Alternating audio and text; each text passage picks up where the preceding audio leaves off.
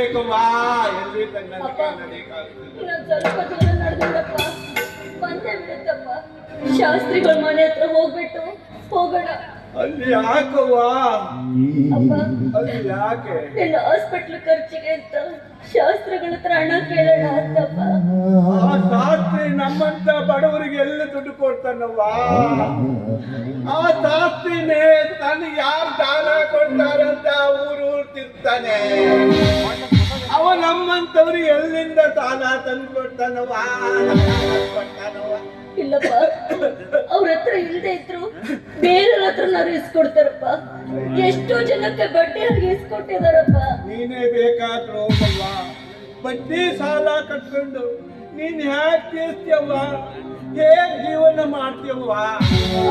ಬೇಡವ್ವ, ನಾನಿಲ್ಲೇ ಕುಂತಿರ್ತೀನಿ. ನೆನ್ಸೋದ್ರ ಶಾಸ್ತ್ರಿಗಳಿಗೆ ಬಂದ್ಬಿಟ್ರು.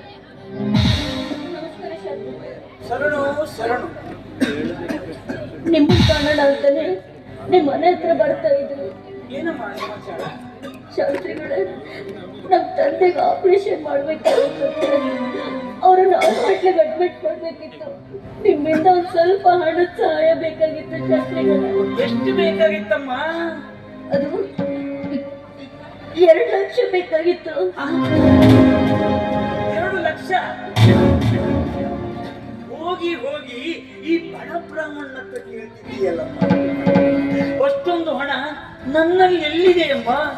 ಏನಾದ್ರು 1,000-2,000 ಆಗಿದ್ದರೆ ಕೊಡಬಹುದಾಗಿತ್ತು.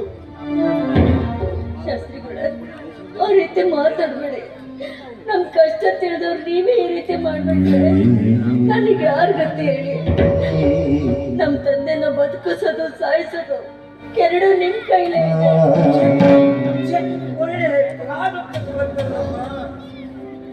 ನೋಡಿ, ದಯವಿಟ್ಟು ಇಲ್ಲ ಅಂತ ಮಾತಾಡ್ಬೇಡಿ.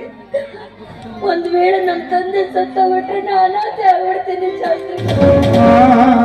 ದಯವಿಟ್ಟು ನಮ್ ತಂದೆ ಉಳಿಸ್ಕೊಡಿ ಶಾಸ್ತ್ರಿಗಳು.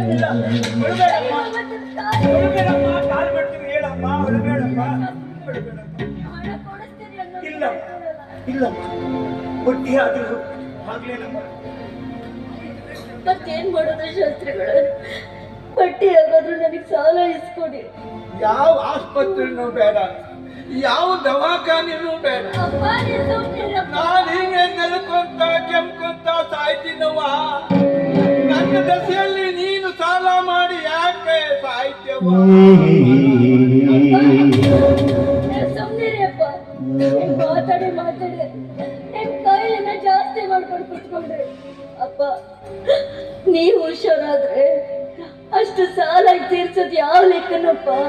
ನೀವು ಮತ್ತೆ ಹುಷಾರಾಗ್ಬೇಕಪ್ಪ. ನಿಮ್ಮನ್ನ ಕಳ್ಕೊಂಡ್ರೆ ನನಗೆ ಯಾರಪ್ಪ ಗತಿ ಇದಾರ?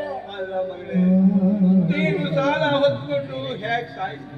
ಹೆಣ್ಣು ಮಗಳು, ನಿನ್ಗೆ ಯಾವ ಸಂಪಾದನೆ ಇಲ್ಲದೆ ನೀನು ಹೇಗೆ ಸಾಲವನ್ನು ತೀರಿಸವ್ವ? ನೋಡಿ ನನಗೆ ಬೇಡವ್ವ, ನಾನು ಬೇಡವ್ವ. ಯಾವ ಆಸ್ಪತ್ರೆ ನಡೀಲಿಕ್ಕೆ ಆಗೋದಿಲ್ಲವ್ವ. ಮಾತು ಕೇಳಿಯಪ್ಪ. ಇನ್ನೊಂದು ಸ್ವಲ್ಪ ದೂರನೇ ನೋಡಿಪ್ಪ. ಹಣದ ಬಗ್ಗೆ ನೀವು ಯೋಚನೆ ಮಾಡ್ಬೇಡಿ, ನಾನು ನಿಮ್ಮನ್ನು ಉಳಿಸ್ಕೊತೀನಿ ಅಪ್ಪ.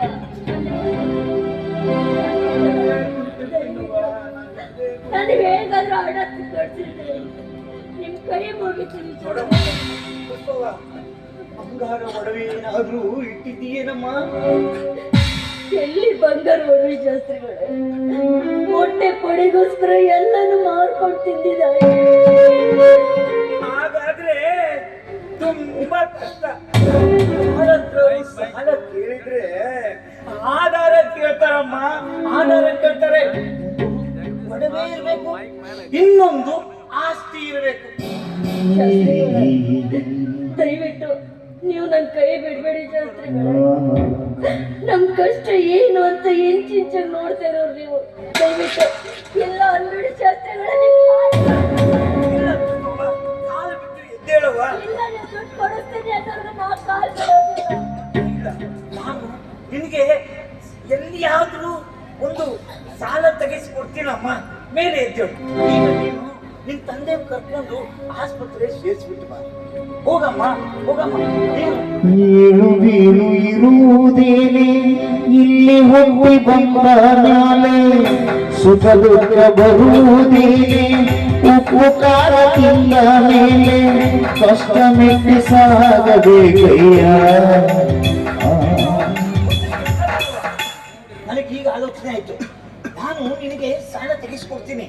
ನೀನು ಮಧ್ಯಾಹ್ನ 3 ಗಂಟೆ ಹೊತ್ತಿಗೆ ಆ ಮೋಡಿ ಮನೆ ಮನೋರಾಯರಿದ್ದಾರಲ್ಲ ಅವ್ರ ಮನೆ ತಾವು ಬಾ. ನಾನು ಸಾಲೋ ಸಿಗೋ ಜಾಗನ ಕಡೆ ವಿಚಾರ ಮಾಡಿ ಯಾರು ಕಮ್ಮಿ ಬಡ್ಡಿ ಕೊಡ್ತಾರಂತ ತಿಳಿದು ಇಸ್ಕೊಂಡು ಬಂದು ಈಗ ಅಲ್ಲೇ ಇರ್ತೀನಿ ಅವ್ರ ಮನೆ ಹತ್ರ. ನೀನು ಬಂದು ತಗೊಂಡು ಹೋಗವ, ಆಯ್ತಾ? ಹೋಗಿ ಹೋಗವ.